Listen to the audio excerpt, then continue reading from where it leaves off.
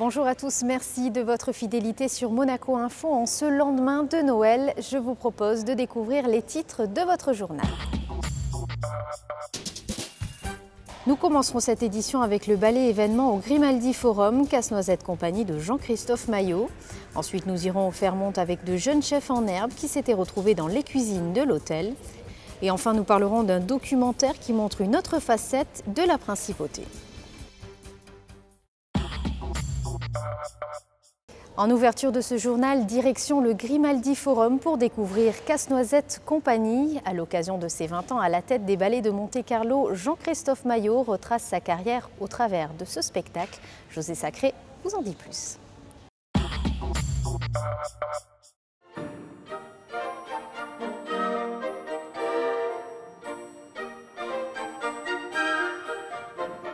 Entre Casse-Noisette et Jean-Christophe Maillot, c'est une longue et belle histoire, comme un conte de Noël. En 1992, alors directeur du Centre chorégraphique national de Tours, Jean-Christophe Maillot avait créé Casse-Noisette Circus, un spectacle qu'il avait emmené de ville en ville, sous le chapiteau d'un cirque qu'il venait de racheter pour l'occasion. En 1999, l'œuvre a été reprise en grand format, sous le chapiteau de Fontvieille, en l'honneur du jubilé du prince Régnier III. En cette fin d'année 2013, qui marque le 20e anniversaire de la nomination de Jean-Christophe Maillot à la tête de la compagnie des ballets de Monte-Carlo par son Altesse Royale la Princesse de Hanovre, Casse-Noisette est de retour au Grimaldi Forum cette fois avec l'Orchestre Philharmonique de Monte-Carlo sous la direction de Nicolas Brochou. Intitulé Casse-Noisette Compagnie, ce nouveau spectacle, symbole du lien unique entre le chorégraphe, le public et la principauté, est comme un immense merci à ceux qui ont rendu possible cette belle aventure artistique des ballets de Monte-Carlo sous la direction de Jean-Christophe Maillot. Impression du chorégraphe-directeur avant la générale. Beaucoup d'émotions parce que c'est vraiment quelque chose qui retrace, pour moi, la vie de l'histoire de cette compagnie. Tous les personnages importants que j'ai croisés au long de ma carrière, des tas de mosaïques comme ça de personnages que j'ai retrouvés, une belle osmose dans la compagnie et maintenant l'angoisse de voir comment le public va recevoir ce spectacle parce que je sais qu'il a une attente particulière par rapport aux souvenirs de l'ancien. Et là, le vrai défi, c'est de leur proposer quelque chose de nouveau et qui, évidemment, je l'espère, ne les déçoivent pas et au contraire leur permettent de rêver à nouveau.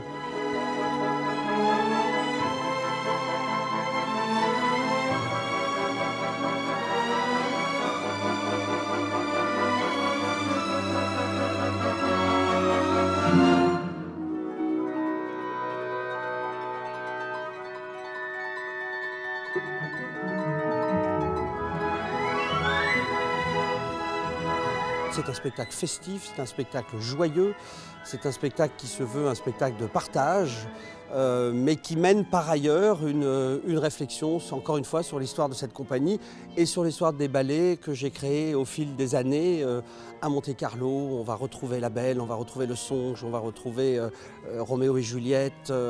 Il va y avoir un espèce de parcours comme ça assez formidable dans l'histoire de cette compagnie. Et j'espère que c'est un spectacle joyeux, je l'ai voulu comme ça en tout cas.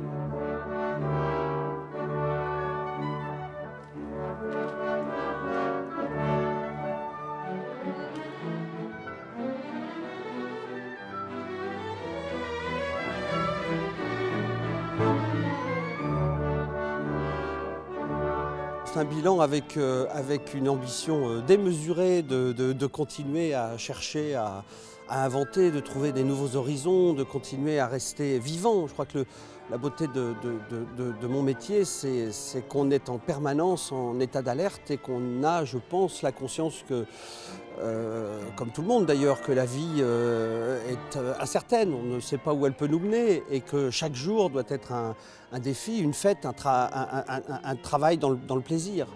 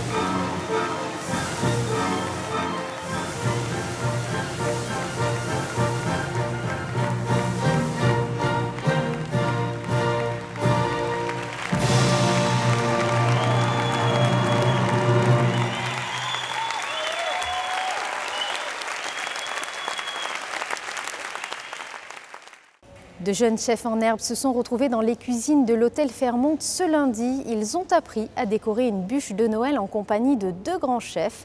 Fabien Bonilla les a suivis tout au long de cette confection. 18 jeunes se sont retrouvés dans les cuisines du Fairmont, des enfants âgés de 6 à 12 ans. Pour les aiguiller, 2 pointures. Philippe Joannes, le chef exécutif du Fairmont, et Claire Verneille, le chef pâtissier et finaliste de la 2e édition de Masterchef. Le prix pour participer à ce cours, la modique somme de 24 € en clin d'œil au 24 décembre. Au programme, la décoration d'une bûche de Noël. L'objectif de l'après-midi, c'est de pouvoir intéresser les enfants sur les produits festifs que l'on aime. Donc l'idée aujourd'hui, c'est un compromis entre un cours de cuisine, leur laisser un petit peu de créativité pour qu'ils s'amusent et l'esprit de compétition aussi, parce qu'il y aura un gagnant aujourd'hui. Et puis bon, on essaye de leur faire des choses qu'ils aiment. Le chocolat, on ne pouvait pas se tromper. Là, on va appuyer là aussi. Qu'est-ce que vous essayez de leur apprendre aujourd'hui? On essaie déjà de leur expliquer comment c'est fabriqué. Et alors après, de se dire qu'avec ça, cet exemple, on leur expliqué que c'est avec un biscuit qui est fait habituellement sur une base de tous les gâteaux et une mousse au chocolat qu'ils ont l'habitude de faire. En mélangeant déjà les deux, on arrive à avoir une belle bûche. Et après, on leur montre effectivement comment ils pourraient la décorer. Parce que des fois, on va dans un magasin et on se dit « la bûche, je l'aurais voulu comme ci, comme ça ». Mais on leur montre qu'ils peuvent la faire avec quelques petits décors et comme ça. Et je pense qu'ils vont être très fiers de la manger cette fois-ci et d'expliquer à la maman comment ils l'ont fait aussi. Parce que là, on leur a expliqué le processus du début à la fin. Et puis là, c'est vrai que les enfants, ils sont de plus en plus intéressés par la pâtisserie, par la cuisine. Et là, c'est un bon moyen de savoir ce qu'on mange et en plus de le décorer selon son goût. Et on va voir, je pense qu'avec les mêmes décors, on va avoir 20 bûches totalement différentes. Tu appuies là, tu vas au contact, d'accord? Et tu appuies avec cette main-là, d'accord? Et tu restes au contact. La toque sur la tête, la bûche devant soi, la poche de crème au chocolat en main et 10 décorations chacun. Tous s'attellent avec sérieux à confectionner la plus belle bûche. J'aime bien la cuisine et je voulais savoir comment on décorait une bûche parce que j'ai jamais fait, jamais décoré une bûche. En fait, je vais faire le nounours, je le mets là et après sa chérie, je la mets là à côté. Et après le cœur, je le mettrai encore à côté là. Et après, je mets là. Et ça là. Et c'est tout. Maintenant. Si j'ai bien compris, t'es un romantique en fait. Quoi? Une fois la bûche terminée, les 2 chefs ont délibéré puisqu'il s'agit d'un concours. Les enfants sont tous repartis avec leur chef-d'œuvre, la recette pour la refaire à la maison, leur tablier et cerise sur le gâteau, une bise de Claire Verneille. Le vainqueur de ce concours de petits chefs, la jeune Alexandra, elle aura le droit de participer à une autre session, un cours de cuisine à Pâques pour apprendre à faire son œuf en chocolat. Monaco, comme vous ne l'avez jamais vu, est un documentaire qui montre une autre facette de la principauté. Ce 110 minutes sera diffusé le vendredi 27 décembre en prime time sur France 3. L'avant-première était organisée au Théâtre des Variétés la semaine dernière. Les détails dans ce reportage. Montrer le visage authentique de la principauté, voici le challenge que s'était lancé Cyril Viguier. Depuis janvier dernier, le producteur n'avait qu'une idée en tête, faire connaître Monaco différemment. À l'aise aussi bien avec les politiques qu'avec les stars de cinéma, ce grand communicant a voulu aller au-delà de tous ces clichés. Je suis très ami depuis l'adolescence avec un garçon qui adore Monaco et qui a des attaches familiales, qui s'appelle David Hallyday, qui est chanteur et acteur, et qui m'a fait découvrir Monaco sous un angle que je n'avais jamais imaginé. Je suis beaucoup venu ici avec lui et à un moment donné, je me suis dit que finalement ce que j'avais connu grâce à lui de Monaco, j'avais envie de le montrer aux téléspectateurs français et à travers le monde, puisque c'est un film qui fera le tour du monde. Et je voulais montrer ce côté coulisses de Monaco, parce qu'on a une idée bien sûr de ce qui s'y passe, mais probablement toujours de la même manière. Et moi, j'ai voulu montrer le dessous des choses. On connaît tous Monaco, on a tous des clichés qu'on retrouvera évidemment dans cette émission, mais on regardera ces clichés d'une autre manière. Le documentaire traite de toutes les grandes thématiques. Plusieurs mois de travail ont dû être réalisés dans les rues de la Principauté. Concernant les conditions de tournage, Cyril Viguier ne tarit pas d'éloges sur ses hôtes. Je n'ai pas rencontré beaucoup d'obstacles, les gens sont tous apparus comme très sympathiques, ouverts. n'ayant pas toujours l'habitude qu'on présente Monaco de cette manière, mais au fond, j'étais aussi là pour bousculer les habitudes. Mais d'une manière générale, il y a eu énormément d'ouverture d'esprit, de gentillesse et d'accueil. C'est d'ailleurs une des découvertes que j'ai faites, c'est celle-là. Monaco, comme vous ne l'avez jamais vu, sera diffusé sur France 3 le vendredi 27 décembre en prime time et en rediffusion le samedi 4 janvier à 15 h. Malgré un temps maussade en principauté, les vacances de Noël continuent. Le stade nautique s'est transformé comme chaque année en patinoire pour petits et grands avec une gratuité pour les enfants de moins de 5 ans. Le quai Albert Ier propose toujours son magnifique marché de Noël.